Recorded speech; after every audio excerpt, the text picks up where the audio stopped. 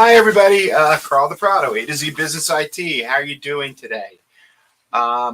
Today, I wanted to talk about an article that came to my attention from an organization called Mundaq, M-O-N-D-A-Q. The authors were Brendan Reed, R-E-A-D, and Eric, I hope I pronounced this correctly, Eekhoff, E-E-K-H-O-F. And they originally published this in Corda Metha, K-O-R-D-A-M-E-N-T-H-A, for those who are there. So there was a new amendment that Australia just put in for their critical infrastructure bill, which means greater obligations to businesses. And this amendment was proposed by the Security Critical Infrastructure.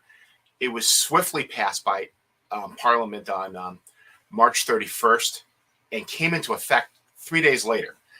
That's lightning fast for bills. For everybody who knows, usually you have a waiting period, a moratorium, and they've said, no, this has to take place right away.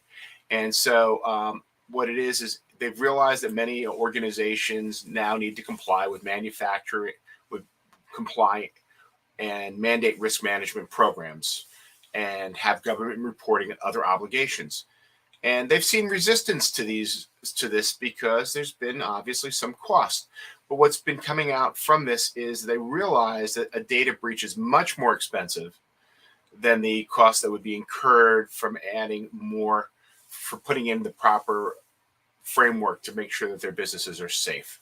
So industries that they identified currently in this bill are electric, gas, water, maritime, communication, financial services, data and storage, defense industry, higher education and research, energy, food and grocery, healthcare and medical, space technology, transport, water and sewage. So that's a pretty big swath of the Australian economy that's going to fall under this.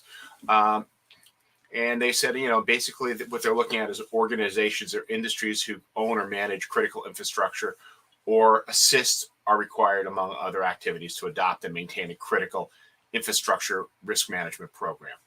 So, and again, this was not a question of like how quickly it came in. It came in pretty fast with no opposition, which is, Australia is like the rest of the world. Usually both parties hem and haw, and here it was like, no, this has to be done. And so, keep in mind when you start talking about major countries like Australia, the UK, Europe in general, they have an immediate and direct impact on the United States and our policies. So that's why I bring this up. Insurance premiums are also another great thing that are greatly affected by cyber attacks. Just to keep, I don't know if I've shared this story, but it's worth mentioning again. And it was also brought up in this article that one insurer in the U.S. denied a $1.4 billion claim by a German multinational science technology company that we know here fondly as Merck. And the reason that they did it was based on a war clause. And later they were forced by a court, found to pay up more Merck after several years of working with it. It wasn't a quick turnover, but they did have to pay them. So such cases, what that does is that means that the insurance premiums are going to go higher in the long run and factor even greater emphasis on the importance of making sure the companies have a good cyber defense in the first place. And so that's one of the things that's coming in here, and this isn't a bad thing long term because we need to protect our infrastructures, the things that are critical for us to maintain our lives.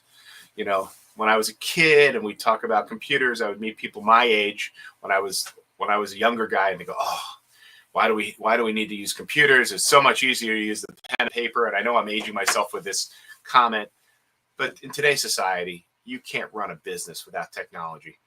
Honestly, it's really challenging for you to get an education or to communicate with other people, period, without technology of some form or another. If you think about that, you're watching this on a video.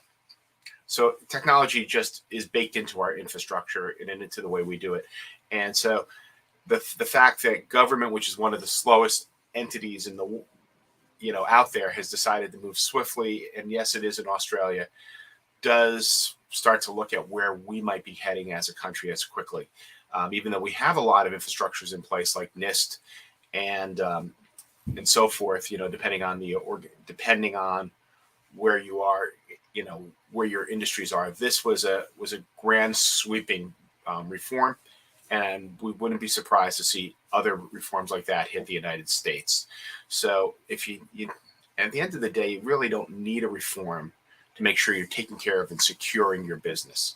And so I just wanted to leave you with that. And if you need any help, feel free to reach out. We'll take care of you here over at A to Z Business IT. And I wish you guys a great day and talk to you guys soon.